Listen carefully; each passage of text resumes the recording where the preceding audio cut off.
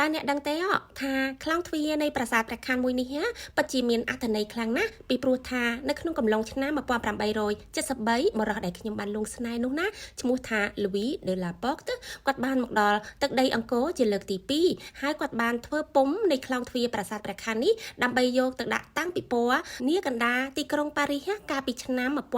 1878ហៅថាការតាំងពិព័រណ៍សកលដែលជាការតាំងពិព័រណ៍ដ៏ធំមួយហើយខណៈពេលនោះវិមានត្រកាដេខូត្រូវបានសាងសង់ឡើងនៅក្នុងឆ្នាំ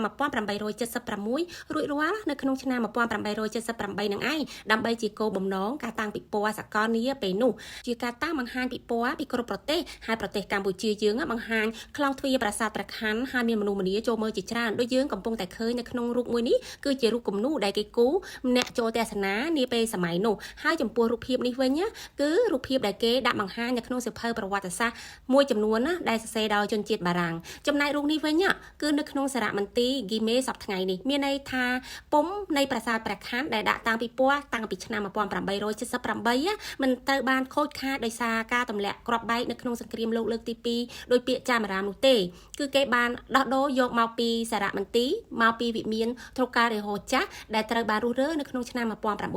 1935ហើយនៅក្នុងផ្នែកនៃសារមន្ទីរការចំនួននោះគឺជាផ្នែកធំមួយដែលគេហៅថាសារមន្ទីររបស់ឥណ្ឌូចិនហើយគ្រប់គ្រងដោយលោក Louis de la Porte ដែលជាបុរសម្នាក់លងស្នេហ៍ជាមួយនឹងអង្គរលងស្នេហ៍ជាមួយនឹងសិល្បៈខ្មែរគាត់បានលះបង់បូជាអាជីពរបស់គាត់ដើម្បីតែសិល្បៈខ្មែរទើបយើងឃើញនៅសេសសល់ទាំងរូបពុម្ពទាំងរូបចម្លាក់ពិតនៅក្នុងសារមន្ទីរហ្គីមេនៃប្រទេសបារាំងដល់សប្តាហ៍ថ្ងៃហើយសម្រាប់អ្នកដែលរស់នៅប្រទេសបារាំងឬក៏ស្គាល់ប្រទេសបារាំងបានទៅទស្សនានៅឯទូ Eiffel ហ្នឹងថូកាដេហូថ្មីហ្នឹងគឺនៅចន្លោះយើងមើលទៅនៅឃើញសងខាងនៃទូ Eiffel ហ្នឹងយើងឃើញហើយប៉ុន្តែនេះគឺជាអគារថ្មីទេមិនមែនជាអគារចាស់កាលពីចំនួន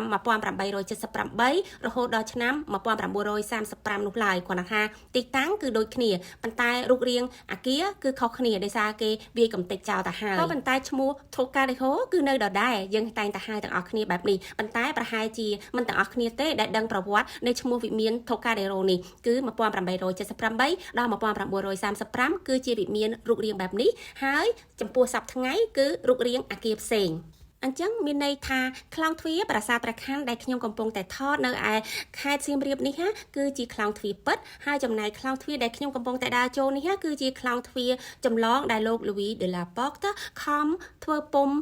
ខំបង្ហាញស្នាដៃសមិទ្ធផលសិល្បៈខ្មែរឲ្យពិភពលោកទទួលស្គាល់តាំងពីពេលនោះមកតាំងពីពេលដែលគាត់លងស្នេហ៍ជាមួយនឹងសិល្បៈខ្មែរហើយដូច្នេះហើយខ្ញុំចូលចិត្តនិយាយថាអូយខ្ញុំលងស្នេហ៍ជាមួយបុរសម្នាក់នេះខ្លាំងណាស់គឺដោយសារតែគាត់លងស្នេហ៍ជាមួយនឹងសិល្បៈខ្មែរយើងពីព្រោះថាគាត់ជាទាហានជើងទឹកសោះហើយគាត់សុខចិត្តដូរអាជីពរបស់គាត់ដើម្បីតែសិល្បៈខ្មែរហើយក៏คล้ายខ្លួនទៅជាអ្នកអភិរក្សថែរក្សានិងគ្រប់គ្រងវត្ថុបុរាណឬក៏វត្ថុសិល្បៈខ្មែរនៅខាងប៉ៃឥណ្ឌូចិនហ្នឹងទាំងស្រុងតែម្ដងនៅក្នុងសារមន្ទីរនៅក្នុងវិមានថូកាដេហូកាលពីចំនួននោះរហូតដល់គាត់បានចែកឋានទៅកន្លែងនោះត្រូវបានរុះរើចេញហើយរបស់របរមួយចំនួនដែលគាត់ខំប្រឹងយកមកពីប្រទេសកម្ពុជាដើម្បីដាក់តាំងបង្ហាញទៅកាន់ពិភពលោកឲ្យគេទទួលស្គាល់ទាំងនោះបារាំងមិនបានបោះចោលបំផ្លាញទេគឺយកមកដាក់រក្សាតម្លៃរហូតដល់សប្តាហ៍ថ្ងៃអញ្ចឹងមិនថាយើងកុំអាចចោទគេថាគេលួចខ្លោងទ្វារយើងទាំងផ្ទាំងយកទៅប្រទេសបារាំងគឺជាពុំទេចំណែកបដិមាផ្សេងដែលដួលបែកបាក់ហ្នឹងគេយកទៅថែរក្សាស្រាវជ្រាវទុករហូតដល់សប្តាហ៍ថ្ងៃអញ្ចឹងបើគ្នាយើងបានទៅប្រាសាទព្រះខ័នកុំភ្លេចថតខ្លោងទ្វារនេះផងពិតមែនតែចាស់បែកបាក់ប៉ុន្តែពិតជាមានតម្លៃទទួលស្គាល់តាំងពីជាង100ឆ្នាំមុនមកម្លេះ